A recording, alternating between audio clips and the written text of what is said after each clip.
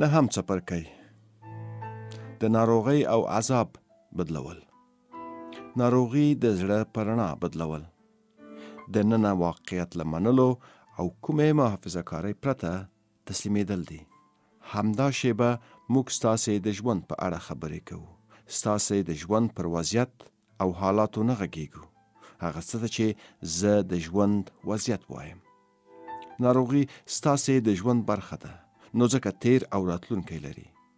تیر او راتلونکی نه دردیدونکی دوام دی، مګر دا چې د اوس تلافي کوونکی ځواک د خپل حاضر هوش له لارې فعال کړئ. ستاسې د ژوند بیلابیل حالات ستاسې د ژوند وضعیت جوړوي او په وخت کې شتون لري. یو څه د همدې حالاتو په ژورو کې شته چې ډیر مهم دي. هغه ستاسې ژوند دی. ستاسې خپل شتون په بې پایه اوس کې. څرنګه چې په اوس کې ستونزه نشته، ناروغي هم پکې نشته. پر هغه نوم باور چې یو څوک یې ستاسې پر حالت ایږدي، حالت ته شتون ورکوي، پیاوړی کوي او ظاهراً له یو لنډمهال نامتوازن حالت څخه پوخ واقعیت جوړوي. یوازې واقعیت او کلکوالی نه، په وخت کې دوام هم ورکوي چې مخکې یې نه کاوه. پر دې شیبه تمرکز کول او د دماغي نوم نه ورکول ناروغي د دې فاکټورونو یو یا څو ته راښکته کوي: فزیکي درد، کمزوري، نارامي او یا معلولیت. تاسې اوس همدې ته ځان تسلیموئ. تاسې د ناروغۍ مفکورې ته ځان تسلیموئ. عذاب ته لاره ورکوئ چې اوس شیبې ته د حضور جدي هوش راولي. د زړه روښنایۍ ته یې وکاروئ. تر هغې چې تسلیمېدل نه وي راغلي، بې خوده لوبې د انسان خبرو اترو لویه برخه په ولکه کې لري.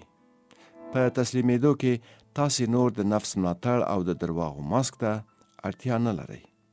تاسې ډېر ساده او رښتینی کېږئ. نفس وایي دا خطرناکه ده، تاسې به خوږ شئ او زیانمنونکی به شئ، خو نفس په دې نه پوهیږي چې یوازې د مقاومت پرېښودو او زیانمنېدو سره تاسې رښتیا او مهم خوندیتوب ترلاسه کوئ. تسلیمېدل واقعیت نه بدلوي، لا اقل مخامخ نه. تسلیمېدل تاسې بدلوي. کله چې په تاسې کې بدلون راشي، ستاسې ټوله نړۍ بدلیږي.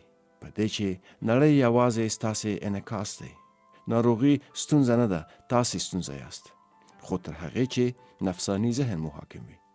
کله چې تاسې ناروغ یا معلول یاست، داسې احساس مه کوئ چې په کومه بڼه ناکام شوي یاست. ملامتیا هم مه حسوئ. ژوند د ناسم چلند په خاطر مه ملامتوئ، خو ځان هم ګرم مه بولئ. دا ټول مقاومت دی. که لویه ناروغي لرئ، د زړه روښنایۍ لپاره یې وکاروئ. هر ناوړه څه چې ستاسې په ژوند کې پیښیږي، د زړه روښنایۍ لپاره یې وکاروئ. وخت له ناروغۍ لرې کړئ. تیر او راتلونکی مه ورکوئ. پرېږدئ چې د اوس حاضرې شیبې مو شدیدې وښیدنې ته برابر کړي. بیا وګورئ چې څه کېږي. کیمیاګر شئ. خامه اوسپنه په سرو زرو واړوئ. عذاب په هوش، ناورین په روښنایۍ بدل کړئ. آیا تاسې جدي ناروغي لرئ او زما په دې خبره اوس غوسه شوئ؟ نو بیا دا واضح نښه ده چې ناروغي ستاسې د ځان حس یوه برخه ګرځېدلې ده او تاسې اوس د خپلې پیژندګلوۍ ساتنه کوئ او ترڅنګ یې د ناروغۍ ساتنه هم کوئ. دا حالت چې ناروغي نوم ورکړل شوی، ستاسې د رښتیني ځان سره هیڅ تړاو نه لري. کله چې هر ډول ناورین پیښیږي یا یو کار ډیر خرابیږي، لکه ناروغي، معلولیت، کور یا مال له لاسه ورکول یا ټولنیزه پیژندګلوي د نږدې اړیکې پرېکون، د یو عزیز مرګ یا عذاب یا ستاسې خپل مرګ، په یاد ولرئ چې یو بل اړخ هم لرئ. تاسې یو ګام له باور نه کوونکي حالت نه لرې یاست چې د کیمیا بشپړ بدلون دی. د درد او عذاب خامه اوسپنه په سرو زرو بدلوي. دا یو ګام تسلیمېدل نومیږي. زه نه وایم چې په داسې وضعیت کې به تاسو خوشحال اوسئ. خوشحال به نه وئ، خو ویره او درد به د ننه په آرام او سکون بدل شي چې له یو ژور ځای راځي، له معنویت څخه په خپله. دا خدای ورکړی آرام دی چې له ټولو پوهو اوړي. د دې پرتله خوشحالي یوه ډېره نرۍ او وړه نیکمرغي ده. له دې ځلانده آرام سره هغه پوهه راځي چې له ذهن څخه نه ده، بلکې د شتون له ژورو راوځي. هغه دا چې تاسې نه ویجاړېدونکی او نه مړ کېدونکي یاست. دا باور نه دی، یو بشپړ یقین دی چې له دوهمې سرچینې څخه بهرنیو شواهدو یا اثبات ته اړتیا نه لري. عذاب په آرام بدلول. په ځینې ځانګړو ترنګلو حالاتو کې ښایي ستاسې لپاره ناممکنه وي چې اوس ومنئ، خو د تسلیمېدو لپاره یې تل دوهم فرصت ترلاسه کوئ. ستاسې لومړی فرصت په هره شیبه کې د هغې شیبې واقعیت ته تسلیمېدل دي، په دې پوهېدل دي چې تللې اوبه نه راګرځي. تاسې واقعیت ته هو وایئ او څه چې نه دي هغه منئ. نو بیا چې اړین وي هغه کوئ، هغه څه چې د وضعیت غوښتنه وي. که د منلو په دې حالت کې واوسیږئ، نور منفیوالی نه رامنځته کوئ، نه نور رنځ، نه نور خفګان. تاسې بیا د مقاومت نه کولو په حالت کې اوسیږئ، د هوساینې او سپکو اوږو حالت، له زیار فارغ. کله چې د دې کار کړنې وس نه لرئ او کله چې دا فرصت له لاسه ورکوئ، په دې چې یا تاسې اړین حاضر هوش نه رامنځته کوئ چې د ځینې عادتي یا بې خوده مقاومت مخنیوی پرې وکړئ، یا به هم حالت دومره ترنګلی وي چې ستاسې د منلو وړ نه وي. بیا نو تاسې یو ډول درد، یو ډول رنځ رامنځته کوئ. ښایي داسې څرګنده شي چې وضعیت رنځ رامنځته کوي، خو داسې نه ده. ستاسې مقاومت رنځ زیږوي. اوس ستاسې د تسلیمېدو دوهم فرصت دا دی: که بهرنی واقعیت نشئ زغملی، دننه واقعیت ومنئ. که د بهر حالت نشئ منلی، دننه حالت وزغمئ. معنا دا چې د درد پر وړاندې مقاومت مه کوئ. شتون ته اجازه ورکړئ. غم، ناهیلي، ویره، یوازیتوب یا بل هر رنګ چې رنځ خپلوئ، ځان ورته تسلیم کړئ. بې له دې چې په ذهن کې نوم ورکړئ، شاهد یې اوسئ، په هغې کې ټینګ ونیسئ. بیا وګورئ چې د تسلیمېدو معجزه څرنګه ژور رنځ په آرام بدلوي. کله مو چې درد دروند وي، د تسلیمېدو خبرې ښایي بیکاره او بې ثمره وي. کله مو چې درد لوی وي، تاسې به د تسلیمېدو پر ځای د تېښتې هڅه کوئ. هغه احساس چې لرئ نه غواړئ احساس کړئ. تر دې به نور څه نورمال وي، خو تېښته ترې نه کېږي. د وتو لار نشته. کاذبې تېښتې ډېرې دي، لکه کار، شراب، مخدرات توکي، غصه، خیال پلو، ځپنه او نور. خو دا شیان مو له درده نه خلاصوي. رنځ له بې خودۍ سره نه ورکېږي. کله چې له روحي درد نه ځان تیر باسئ، هر کار چې کوئ ورسره لړل کېږئ. اړیکې هم پرې لړل کېږي. تاسې یې خپروئ، د انرژۍ په توګه یې خوروئ او نور یې له ناچارۍ خپلوي. که هغوی بې خوده وي، ښایي پر تاسې د یرغل او ژوبلولو احساس اړین وبولي، او یا هم تاسې د خپل درد په ښودلو سره هغوی خوږ کړئ. هر څه چې ستاسې د ننه حالت سره مطابقت کوي، هغه جذبوي او خپلوي. کله چې د وتو لار نه وي، د پورې وتو لار خو تل شته. نور درد ته شا مه اړوئ، ورسره مخامخ شئ، بشپړ یې احساس کړئ. احساس یې کړئ، خو فکر مه پرې کوئ. که اړتیا وي بیان یې کړئ، خو په ذهن کې وینا پرې مه لیکئ. شخصي پیښې یا وضعیت ته چې ښایي لامل یې وي پام مه کوئ. ذهن مه پرېږدئ چې درد وکاروي او تاسې ته د مظلوم پیژندګلوي ترې جوړه کړي. پر ځان زړه سول او نورو ته خپله کیسه ویل به تاسې په رنځ کې ښخ کړي. په دې چې له احساس نه ځان لرې کول ناممکن دي، نو د بدلون یوازینی امکان ورتګ دی. که نه، هیڅ څه به ونه خوځېږي. نو خپل ټول پام څه چې احساسوئ هغې ته کړئ او له ذهني نوم ورکولو ډډه وکړئ. په سر کې ځان ښایي تیاره او ویرونکی وبریښي. کله چې د تېرېدو هڅه در پیښه شي، ویې ګورئ، خو عمل پرې مه کوئ.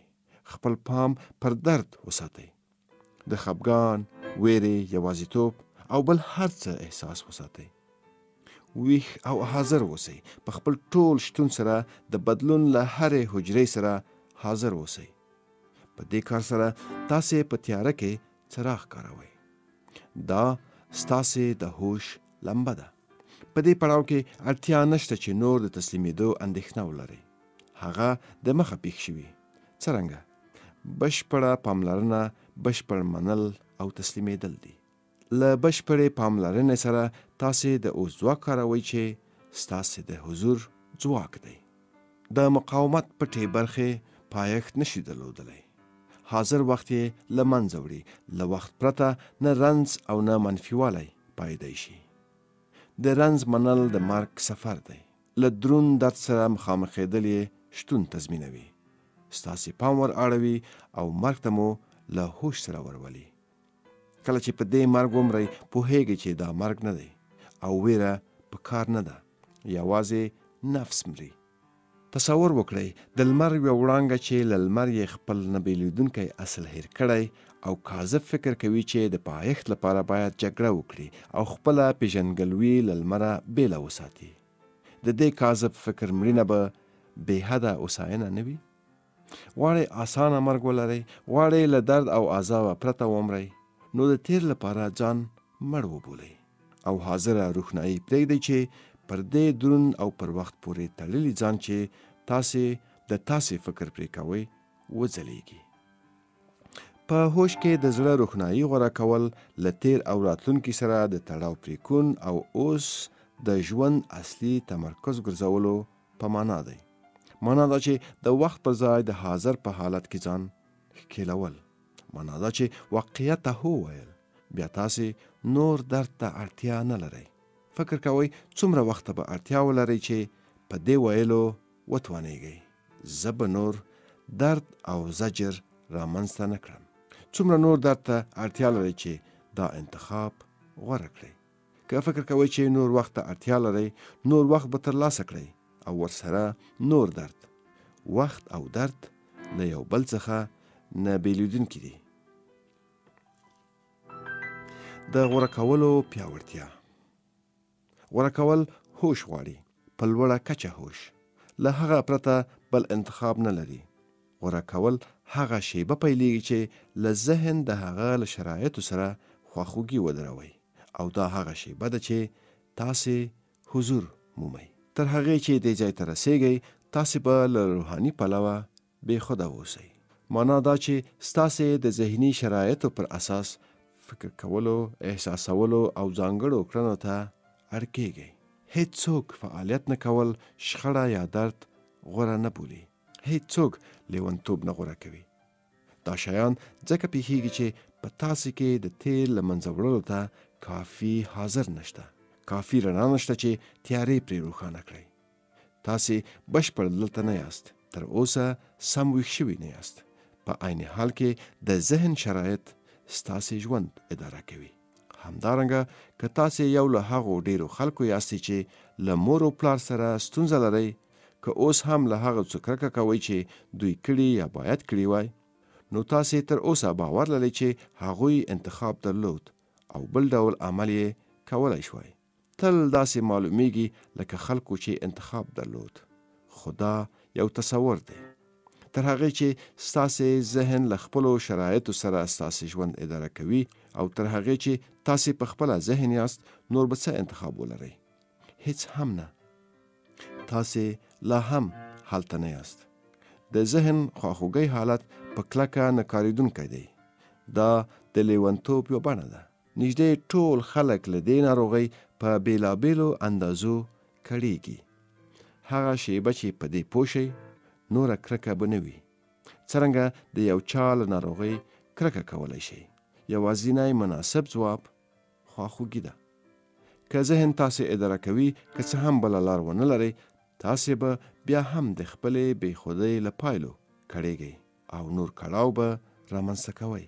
تاسې ته به د ویرې، شخړې، ستونزو او د درد پیټی در په غاړه وي. رامنځته شوی عذاب به یو وخت تاسې له خپلې بې خودۍ حالت څخه په زور وباسي. تر هغه مو چې ځان د تیر له منګولو نوي خلاص کړئ، تاسې ځان او نور بشپړ نشئ عفه کولی. یوازې د اوس ځواک ته په رسیدو سره چې ستاسې خپل ځواک دی، عفه پرته ده. دا تیر کمزوری کوي او تاسې پوهیږئ پخوا مو چې څه کړي وو یا بل پر تاسو کړي دي، ان په وړه کچه ستاسې د شخصیت ځلانده اصل لمسولی نشي. کله چې تاسې واقعیت ته تسلیم شئ او بشپړ حاضر شئ، تیر نور ځواک نه لري. نوره اړتیا ورته نه لرئ. حاضر یې راز دی.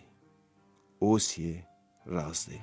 په دې چې مقاومت له ذهن څخه نه بیلیدونکی دی. د مقاومت منحلول یعنی تسلیمیدل د ذهن موقف ستاسې د بادار په توګه له منځه وړي. هغه څه چې ستاسې په جامه کې ځان تاسې در پیژني. ټول قضاوت او منفیوالی منحلیږي. د شتون پټنځی چې د ذهن په لاس تیاره شوی بیا پرانستل کیږي. ناڅاپه یو سکون ستاسې دننه راپورته کیږي او هغه له آرام نه اشغال شوی حس. او په دغه آرام کې لوی خوند دی او په دغه خوند کې مینه ده او دننه په اصل کې بې حده سپېڅلتیا ده. هغه څه چې نوم نه لري. خدای مو خوشحاله لره. په دې هیله چې د اوس ځواک مو راویښ کړی وي.